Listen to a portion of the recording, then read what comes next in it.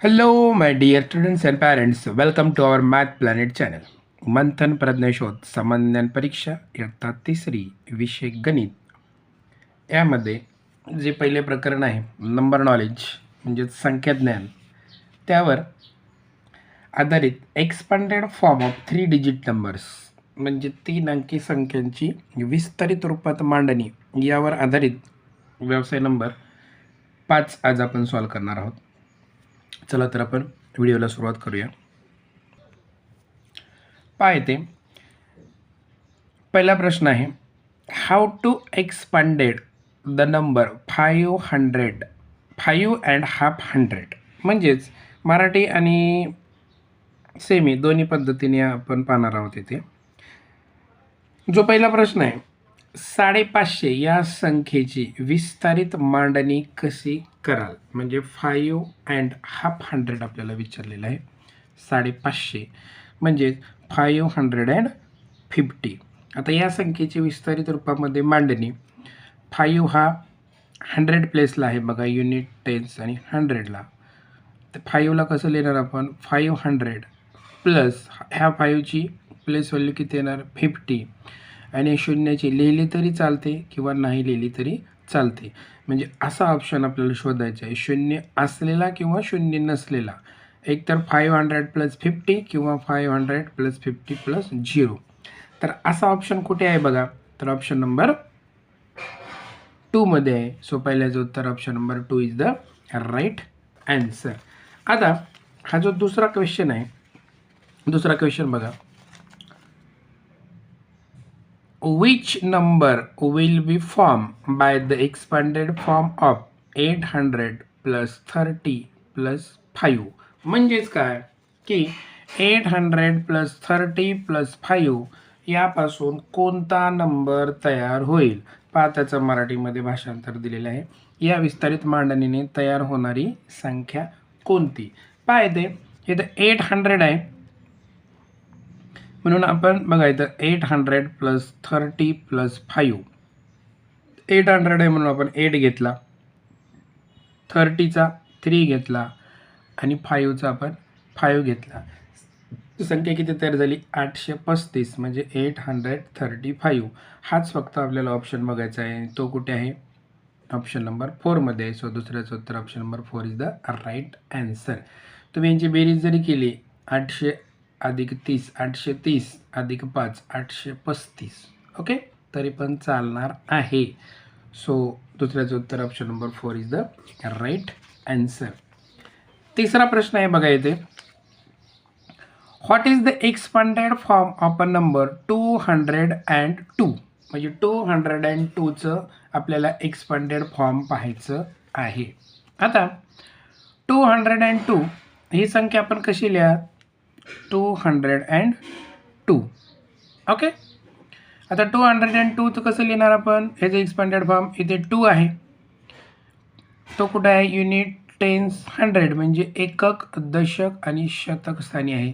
So ह्याची place value किती होईल 200 अधिक ह्याची किती येईल 0 आणि ह्याची किती शून्याची शून्यच येते शून्य कोणत्याही प्लेसला असला तरी आणि ह्या युनिटची किती येणार आहे 2 येणार आहे.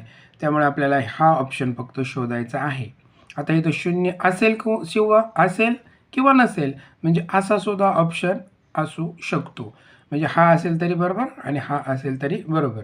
म्हणजे 200 + 2 200 अधिक 2 कुठे आहे ऑप्शन बघा तिसऱ्यामध्ये 200 अधिक 2 इथंच आपल्याला ऑप्शन सापडलेले आहे. पहिला पुढे जाण्याची गरज नाही. इथं फसवण्यासाठी इथं मध्ये 20 दिले इथं 0 दिलेलं आहे परंतु आपल्याला अशा पद्धतीने हवं होतं. हे चुकीचं आहे. नीट ऑब्झर्वेशन करायचं गोंधळून जायचं नाही.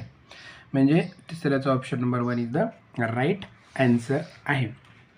आता जे चौथा क्वेश्चन आहे बा इथे 950 या संख्येची विस्तारित मांडणी कशी लिहाल. आता 950 ही संख्या तुम्हाला मांडता आली पाहिजे.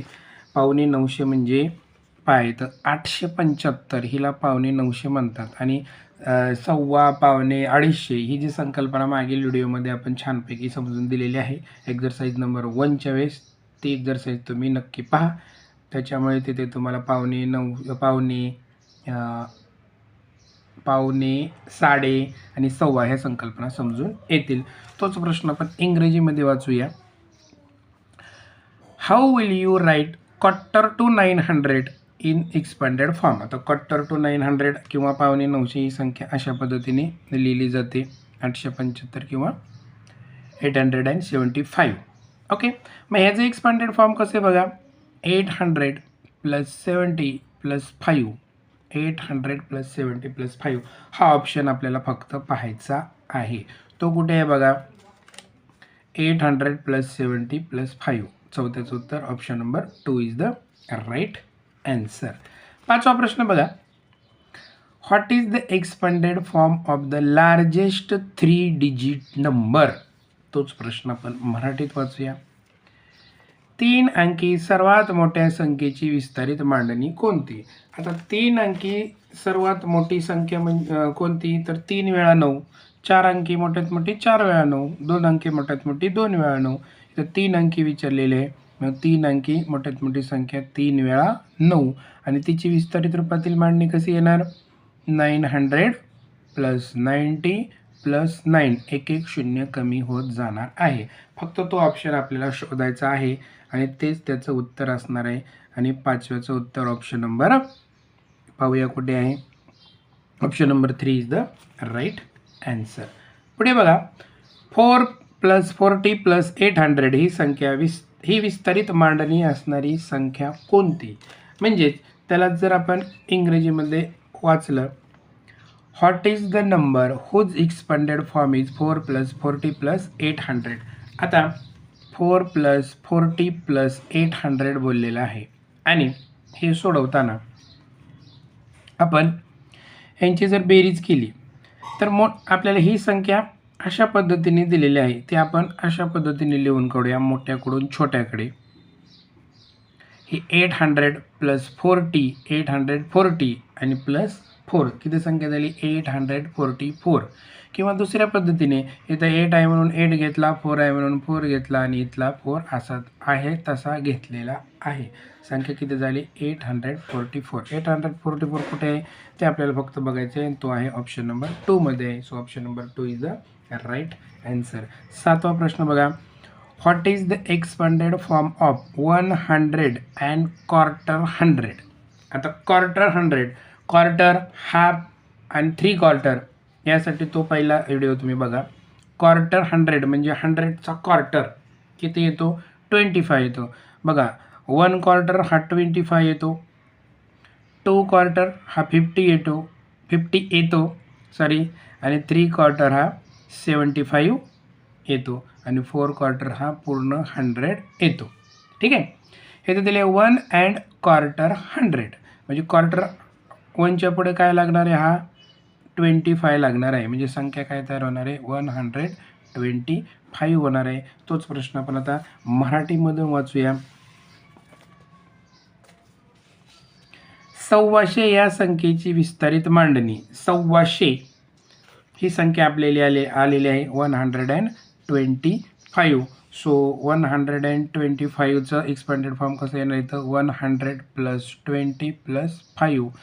अशा पद्धतीने कुठे आहे बघा, 100 + 20 + 5 कुठे आहे, ऑप्शन नंबर 3 मध्ये आहे. सो सातव्याचं उत्तर option number 3 is the right answer. जो 8वा आहे तो पहा.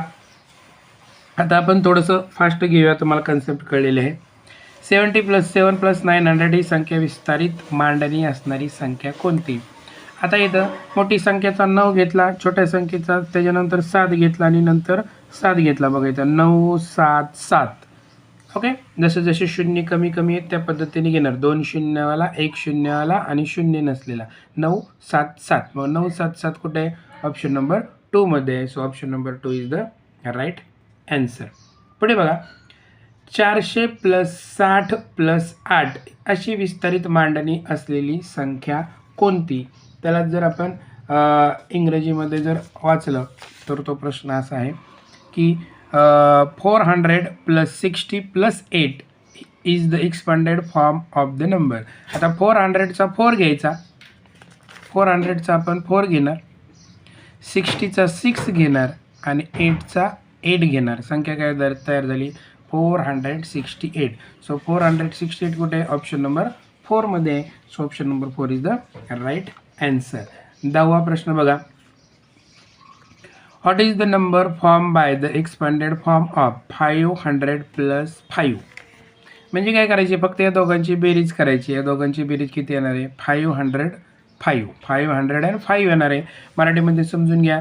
500 + 5 या विस्तारित मांडणीने तयार होणारी संख्या कोणती? 500 + 5 किती होणार? 505 म्हणजेच 505.